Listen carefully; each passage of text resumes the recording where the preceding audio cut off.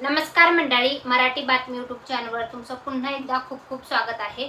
नवीन बातमी सोबत एक नवीन व्हिडिओ जो आहे ते मी तुमच्यासाठी घेऊन आलेले आहे।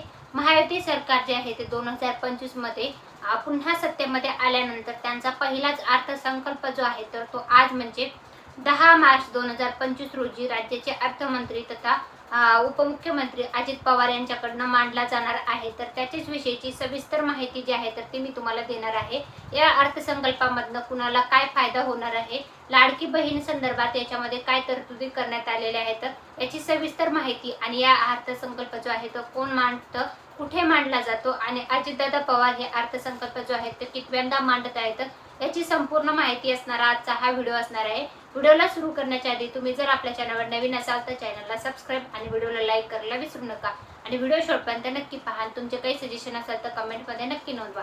तर महायुती सरकारचा जो आहे तर तो आजचा जो आहे तर तो पहिलाच अर्थसंकल्प असणार आहे। निवडून आल्यानंतर जे सत्तेत बसले आणि त्यानंतर राज्याचे उपमुख्यमंत्री तथा अर्थमंत्री अजित पवार हा अर्थसंकल्प आज सादर करत आहेत। दुपारी 2 वाजता विधिमंडळाच्या दोन्ही सभागृहामध्ये हा अर्थसंकल्प जो आहे तो मांडला जाणार आहे। अजित पवार जे आहेत आता 11व्यांदा हा अर्थसंकल्प जे आहे ते मांडत आहेत आणि अजित पवार हे महाराष्ट्रातील सर्वाधिक जास्त वेळा अर्थसंकल्प मांडणारे अर्थमंत्री ठरले आहेत। अर्थमंत्री आज विधान परिषदेत अर्थसंकल्प मांडणार आहेत। या अर्थसंकल्पात काय असणार आहे हे पाहणं महत्त्वाचं ठरणार आहे। निवडणूक काळात केलेल्या ज्या घोषणा होत्या त्या घोषणांचा वाटा जो आहे तर मुख्यमंत्री लाडकी बहीण योजना जी आहे या संदर्भात केलेली जी घोषणा असो किंवा मग शेतकऱ्यांचं कर्जमाफी असो, सौर ऊर्जा, शेतकऱ्यांसाठीच्या नवीन योजना किंवा येणाऱ्या युवकासाठीच्या योजना असतील किंवा मग भरती असेल याच्या संदर्भात केलेल्या ज्या घोषणा होत्या किंवा जे विविध विकास कामं आहेत याच्या संदर्भात केलेल्या ज्या घोषणा होत्या तर त्याच्या संदर्भात काय अपडेट येतं तेही पाहणं महत्त्वाचं ठरणार आहे।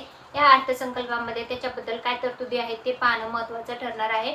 तर मुख्यमंत्री माझी लाडकी बहीण योजना जी आहे तर जुलै 2024 मध्ये सुरू करण्यात आली होती आणि महिलांना सक्षमीकरणासाठी महिन्याला 1500 रुपये जे आहेत ते हप्ता देण्याची सुरुवात करण्यात आली होती, परंतु निवडणूक घोषणा काळामध्ये 2100 रुपये देण्याचं जे आहे तर ते घोषणा देण्यात आल्या होत्या आणि तसे आश्वासन दिलं होतं, परंतु आता ह्या अर्थसंकल्पामध्ये त्याच्या संदर्भात काही तरतुदी आहेत का तेही पाहणं महत्त्वाचं आहे। त्याच्यासोबतच निवडणुकीच्या प्रचारासंदर्भात ज्या घोषणा दिल्या होत्या तेव्हा शेतकरी कर्जमाफीचा विषय जो आहे तर तो मांडला आला होता, परंतु आता या अर्थसंकल्पामध्ये शेतकऱ्यांचं कर्जमाफी संदर्भात काही अपडेट आहे का ते पाहणं महत्त्वाचं ठरणार आहे।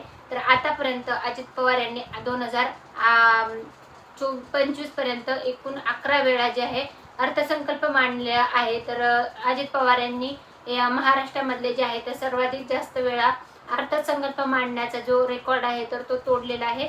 तर आता आपण पाहणार आहोत जे उपमुख्यमंत्री तथा अर्थमंत्री अजित पवार यांनी आतापर्यंत मांडलेले जे अर्थसंकल्प आहेत ते कधीचे होते आणि त्याचं जे ध्येय होतं ते काय होतं। तर सगळ्यात पहिला अर्थसंकल्प जो होता अजित पवार यांनी मांडलेला 1999 ते 2000 या काळामध्ये कृषी, ग्रामीण आणि अर्थव्यवस्था जी आहे ती बळकट करण्यासाठीचे विशेष धोरण जे आहे ते त्यांनी त्या अर्थसंकल्पामध्ये मांडलं होतं। त्यानंतर पुढचं जे अर्थसंकल्प मांडला होता 2000 ते 2001 या वर्षामध्ये औद्योगिक विकासावर भरीव तरतुदी देण्यासाठीचा अर्थसंकल्प होता। 2001 ते 2002 या कालामध्ये शिक्षण, आरोग्य सेवा यासाठी भरीव निधी जे आहे तर तो देण्यात आला होता। 2002 ते 2003 या कालावधीमध्ये पायाभूत सुविधा, वाहतूक विकासावर भर देण्यात आला होता। त्यानंतर 2003 आणि 2004 मध्ये महिला सामाजिक न्याय विभागासाठी विशेष तरतुदी जे आहेत त्या अर्थसंकल्पामध्ये देण्यात आल्या होत्या। त्यानंतर 2010-2011चा जो अर्थसंकल्प होता तो होता पर्यावरण जल व्यवस्थापनासाठीच्या धोरणात्मक योजनांसंदर्भातला अर्थसंकल्प माननीय अजित पवार यांनी मांडला होता। त्यानंतर 2011 ते 2012 या कालावधीमध्ये कृषी, सिंचन आणि प्रकल्पांना विशेष गती देण्याचा जो अर्थसंकल्प होता तो मांडला होता। त्यानंतर 2012 ते 2013 मध्ये जो अर्थसंकल्प मांडला होता त्याचं जे धोरण होतं ते शहर विकास, रोजगार आणि रोजगार निर्मितीला चालना देण्यासंदर्भातलं होतं। त्यानंतर 2024 ते 2025 आर्थिक पुनरुज्जीवन व गुंतवणुकीला प्रोत्साहन देणारा अर्थसंकल्प होता आणि 2021 आणि 2022 या कालावधीमधला जो अर्थसंकल्प होता कोरोना नंतर अर्थव्यवस्थेला उभारी देणारा अर्थसंकल्प जो आहे तोही अजित पवार यांनीच मांडलेला होता।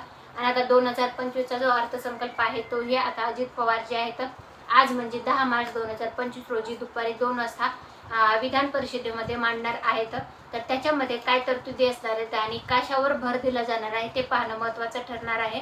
तर राज्याचा हा अर्थसंकल्पासंदर्भातला हा संपूर्ण बातमीचा व्हिडिओ होता. व्हिडिओ आवडला असेल तर व्हिडिओ नक्की लाईक करावा. अशाच नवनवीन बातम्यांचे व्हिडिओ पाहण्यासाठी आपलं चॅनल सबस्क्राईब करायला विसरू नका. धन्यवाद.